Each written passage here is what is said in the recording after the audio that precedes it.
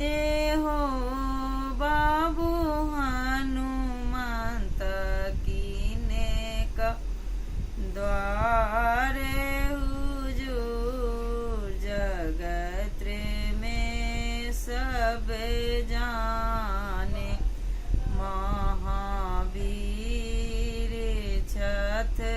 बलवान जगत में सब जाने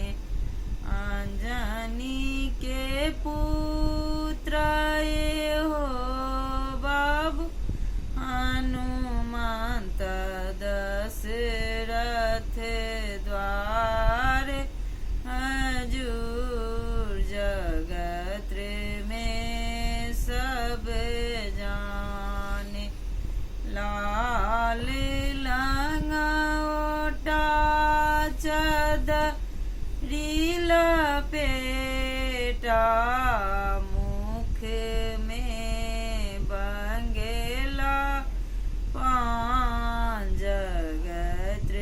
में सब जाने महावीर छथ बलवा जगत